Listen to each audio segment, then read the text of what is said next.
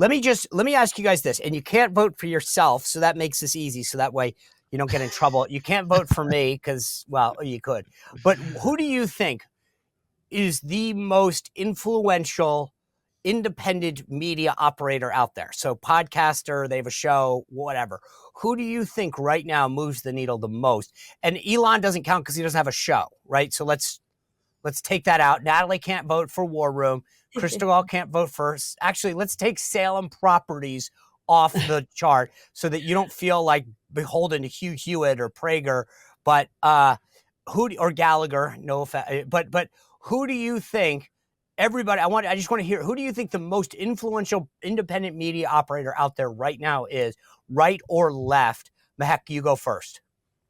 So I'd have to say Joe Rogan, because again, I like an individual that can reach out to all bases and bring them together. And the fact that he was able to deliver over an hour podcast with President Trump, where he was able to push and ask from hard questions to easy questions and brought listeners and millions of listeners from across the spectrum.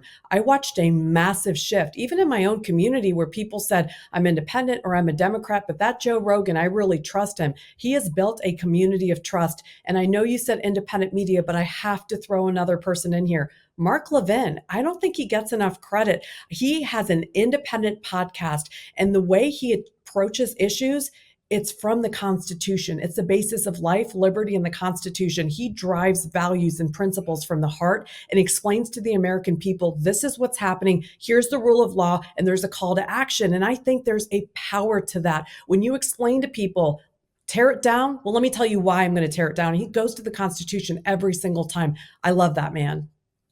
He's brilliant. And I mean, I learned a lot about the law listening to him. So I'll give you that. And I'll let him.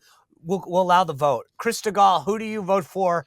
And you are you get the non-Salem personality card. No, understood. That's easy. Mehek's right. I mean, Joe Rogan, it's almost impossible to not see it that way, simply because when you look at his influence in this past election, the fact that the Kamala Harris people were tied in knots and the country was literally waiting with bated breath, will Kamala Harris make the trip to Joe Rogan's studio? And she said, no, he's got to come to us. And I mean, again, when you are in a place as an independent media person that the candidate for president of the United States is bargaining with you, whether you'll come to them or you go to them, I like, that's extraordinary. I don't know anybody in media that's ever achieved that but him. So I, just by sheer strength and force of his personality and his presence and his influence, his willingness to sit down with J.D. Vance for 2 hours and change or whatever it was. Trump saw the value in that. Vance saw the value in that. Kamala Harris ultimately got so scared because of the value of that. She knew she couldn't hang in a long form conversation. And I think he made the difference in the close of this election. Natalie? Okay, I definitely concur with what you guys just said, but to just vary it up a little bit, I think my answer, though vague, would be whatever next American citizen is going to step up and fill the void of the mainstream media. What do I mean by that? Look at the, Haitian Springfield eating cats and dogs story. That was started by a Twitter account, just one person who in their backyard, they realized that stuff like this was happening. And I think you've sort of seen that trend replicate itself over and over with different stories that really just kind of capture the minds of the American people. And then, of course, they get smeared as misinformation agents and that, oh, well, you don't know what you're talking about. But I think that it's that ability to push back on sort of the, establishment sanctioned narratives on certain issues, obviously immigration being a touch point in that case. But I think 2024 had a lot of sort of heroic citizen journalists, but I think that trend's only going to continue into 2025. Fair enough, and I agree with you, but is there somebody that you think right now, if somebody got a trophy at the Indies, who would be deserving of the trophy? Because again, I agree with you. The one-off stories happen because somebody creates that moment, they put it out there and it gets pushed. But who right now that has an existing show would get the trophy? I think I would have to go with Joe Rogan. I hate to be a conformist and agree with everyone. No, it's not a conformist. I think I agree. Okay, so Rogan, and I get your point. I think you're all like, I'm not that far off on this because I think to go for 3 hours, and I think Chris Stigall, like I enjoyed your point, which is it's one thing just to have value on the right, which I love, but the fact that Kamala's team understood how important it was to go see Joe Rogan and to debate whether to go or not actually shows you that he's such a populist on a lot of the things that he discusses, that it transcends party lines to the point where they want to go on there. Now, I'm sure Steve Bannon would love to have, Kamala show up on the War Room and get grilled, but she's never, ever, ever going to enter the War Room. She can't handle the room, never mind the War Room. All right. That being said, let's kind of tweak this just a bit. Who do you think, if you had to, and we did a poll on the show that Stigall did, but who do you think was the most effective surrogate for President Trump? And I wouldn't put Joe Rogan in there, because Joe Rogan, well, he did endorse him at the end. Okay, so maybe I have to put Joe Rogan in.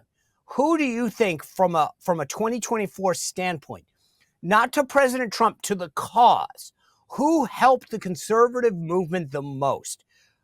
Natalie Winters, I'll start with you first. Who do you, let's just forget, it could be and Trump, but who helped our movement advance more this year? I think Scott Jennings pushing back on CNN, I think that was really a sort of media outlet that produced a lot of, I think, those sort of culture war, debatey, fighty clips that I think the American people have really missed since 2016. To me, when I was watching those clips, it kind of brought me back the deja vu of the 2016 era culture war, which I think just brings in more independence because it actually makes politics fun to watch. That's sort of maybe a hyper media bubble focused answer, but that's also the life that I lead. So that would be my answer. Natalie, let me ask you something before I move on to actually, let's go around the horn. And then I want to come back to you on something that may be interesting. Mehek, who do you think was the person that helped move the movement more than anybody else? So I think I'm going to do a tie again here. I think it's Charlie Kirk, because he moved young voters. He looked to digital technology and he changed the landscape of how people vote and what voters look like in America. But you have to couple that with Scott Presler. Look, I think the RNC made massive strides. Scott Presler was in all of these swing states, mobilizing voters that don't look like most of us and saying, I'm here, I'm going to help you and register to vote. I saw many interviews where he was even with the Amish community in Ohio. I've talked to them and they're like, that tall man, he's come out here before. People know who Scott Presler is, and they're so motivated because there's somebody actually coming and saying, I will help you. I will register you. It's something that the Democrats have done best, and Scott Presler has found a way to forge ahead and make a massive difference. And that was the game changer. We finally got organized and we finally got ahead of the game rather than waiting at the 11th hour and saying, oh no, we have a vote to declare. We need to make sure we're registering. We need to make sure we have illegals off the ballot. We had a game changer, an agent in this election. I think it's, again, a tie between Charlie Kirk and Scott Presler. Chris Stigall, who do you think fits that bill? Yeah, I agree with so much of what Mehek said. I'd have to only give the edge to Elon over Charlie, simply because, but Presler is the tie with me too. I was going to say the tie between Elon and Presler, and this is where I get specific to Pennsylvania. Charlie did great work on the college campuses in Pennsylvania, but it was Presler and it was Elon who almost relocated. In fact, Scott's case, he did move to Pennsylvania. He bought a house there and took up residence in Pennsylvania. And between him and Elon giving away literally lottery tickets, $1 million to prove you're registered to vote in Pennsylvania, I think those two men did more to bring Pennsylvania home and ultimately the election than anybody else. Interesting. The funny thing is, as you guys talk, I was thinking, because I had something in my head and I changed, and that's the beauty of going last. Because I actually think Mehek's got onto something. The sort of, in my mind, the runner-up is America First Works, Scott Presler, Charlie Kirk, these people who went out and broke the mold onto how we do business. They did stuff, and I would get calls during the campaign. Oh, it's never happened like this before. What do you think? The RNC's outsourced everything, which we know wasn't the case. But these guys, Scott Presler, America First Works, the Sentinel Action Fund, Charlie Kirk, they broke the mold, and their door knocking, their registration changed the business as to how we did it. I will say this. If I had to give someone a prize, though, I would harken back to what Chris Stigall said earlier. Elon tanking that bill, 1,547 pages. Let's just be honest. Had he not sent that tweet, that bill would have passed. All these guys were running for the hills. They wanted to be home to go to the Christmas parties, and they would have passed it had Elon not said, are you nuts? Here's what's in the bill. And Vivek too, by the way, because we read it and here's what's in it. And that says something. I will also add on X, Sean. X is also, if you remember, speaking back to Pennsylvania, it was because of X, real time, on the ground, in the moment. Bucks County, Pennsylvania, got shown to be cheating. They were exposed for closing down the polling early, and we got 2 extra days of mail-in voting in Bucks County because of X. Again, real time, that instant. It was a ground game like we'd never seen before. Natalie Winters, let me ask you this. If you were talking to someone like me, I don't look it, but I am actually in my 50s. If you said, hey, Sean. Are you saying you look younger or older? Oh, way younger. Hello, that's awkward. Way younger. No, the way she's just been to Charlie's event, Sean. Yeah, it sounds deprecating. You know what? Charlie doesn't want me at AmFest. Yourself. I'm the guy who's going to walk through the hotel at 7:30 and be like, you kids need to keep it down.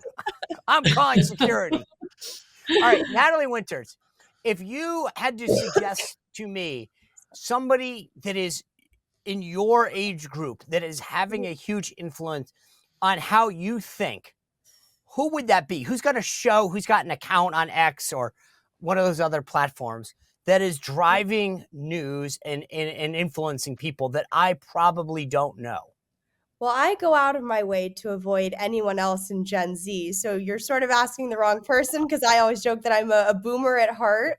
But if you can answer that question by proxy or by extension for some of my younger friends, I think Alex Clark has become a really popular and salient voice. Listen, I know Alex Clark. I'm not that much of a funny dud. Well, I love Alex Clark. Audience, yes, among young women in particular. But I also think, too, that the beauty of social media and sort of the reins being taken off of X is that, these questions, who is the one person that has the most influence, that they're sort of a relic in the sense that it's not the way that media is disseminated anymore. Like, yes, it definitely is sort of closely tied up to the personality of one person. People like Joe Rogan or yourself or Steve can gain trust with an audience. But the beauty of X, of Instagram, when they're not censoring everything, is that you can sort of have an amalgamation of all these different voices together. And I think that maybe the real MVPs are the X, coders and people who are behind the algorithms that are sort of allowing all this information to come together and come out in front of, young people, all the same. Mehek Cooke, if you think about the cabinet that President Trump has assembled, the new members of the Senate and the House, and let's not limit ourselves to that. Let's just say but who do you think, if you had to look into your crystal ball and say, if we have this conversation at the end of 2025, a year from now, who are we going to be talking about that's going to stand out, right? Of all these picks, of all these people, and it doesn't have to be I'm just saying, who do you think is somebody that you're keeping your eye on right now that you think this person's going to be a rock star and we will be talking about him at the end of 2025, him or her? Hands down, Pam Bondi. I think she's understated. I think people have already given her the nods because she has the creds. But remember, we've all gotten here because the rule of law was eviscerated. We've all gotten here asking questions about why Steve Bannon was in jail for a misdemeanor, why President Trump has been shot at and we don't have any information, 2 assassination attempts, why the FBI targeted school members that were coming as parents to talk about their children, why President Trump, going back to him again, most important, because then this trickles down to people like you and me and so many other Americans, why he was targeted in all of these states and why election interference occurred. She is going to tear it all down and build it up with the rule of law, with experienced, talented attorneys that are going to bring faith back in our judicial system. And once you have that, I think all the other places will work. The DHS, open border crisis, the illegal immigrants, all of that needs processing. It needs really intelligent attorneys that are going to follow what our Constitution says. So not many people are talking about Pam Bondi because it's like, check, she's experienced, check, she has nothing in her background. She's going to be the one we talk about the most at the end of the year. All right, Chris Stigall, what do you got? I know it technically doesn't fall under cabinet, but he's already No. Anybody. Okay. It could be any human that is living. I believe the guy we're going to hear more about than anybody else we're already hearing a lot about, and that's Tom Homan on the board. Oh, you stole mine. Yeah. Tommy Homan. He is busting eggs all over the place already, and he hasn't even started yet. Oh, I think you're this. Okay, good. Natalie Winters for the tie. Who do you think? Well, I reverse engineer this with my calculation being who is the mainstream media most upset and most triggered by. Usually the question is what? Qui bono, right? Who benefits? But I guess in the case of Pete Hegseth, it's would it be qui malo or whatever, who is triggered by it, who doesn't benefit? And I think it's obviously the military industrial complex. So I think if he gets through, which he should, I think he'll be a very interesting one to watch since they're already so apoplectic over his potential confirmation. You know what? Just to mix it up, I'm going to say RFK, but I think that Natalie is onto something. The more that the status quo is threatened, I mean, every one of these picks, this just tells you what we can expect in the Trump 2.0 administration, because the status quo in the food, pharma, military industrial complex, DOJ worlds are all about to get shaken up. And this just tells you, I mean, I feel like there should be like somebody filming all this so that we can go back and watch it because it's going to be a thrill. I want to ask you guys a series of questions as we kind of wrap up, though. Just give me what you think, yes or no, weigh in quickly. Let's start with this, Mehek. Do you think that TikTok is banned, yes or no? Yes. Chris Unless Stigall, an American company takes it over, yes. really? Okay, Chris Stigall. Not a shot. Too many young people. There would be anarchy. No way. All right, let's talk to a young person. Natalie Winters. Always on to be the token young person. You guys are all young, though. Well, you've already called me old. No, the way you phrased it, you sounded self-deprecating, and I was confused because I was like, you don't look like you're in your 50s. But I digress. We can make that into a TikTok. I think there's no chance. It should be, but I think the lobbying effort that ByteDance has mounted on Capitol Hill and the crisis actor teens that just want to make their dancing videos, they'd never let it happen. Yeah, I'm with you on this. I think it should be. It is a threat to national security, but I have a feeling that enough people are going to lobby, and guess what? Money's going to talk on this one. All right, let me ask you the next thing. Do you think that there will be a takedown of drones in New Jersey once Trump becomes president, Mehek? Yes, 100%. And I Chris think Stigall. they're probably ours. Okay. Yeah, Chris Stigall. Mehek's right. They are ours. Trump will tell everyone they're ours so that nobody's nervous about them being up there. But it's the why they're up there that's kind of interesting. Natalie Winters. Yes, and any future spy balloons, too. Yeah. All right. How about this? I had Eric Prince on earlier this week, talked about whether or not we were going to take over Greenland. And he actually made a really compelling case why there might be a deal. Mehek, do you think that we end up, by the end of the year, have some financial or territorial claim in Greenland? No, I think we need to just worry about our borders right now. What? We don't need more people. We need to figure out what's going on in our country. Okay, Chris Stigall, are we going to own part of Greenland or no? Yeah, I'm betting against that one. Natalie Winters.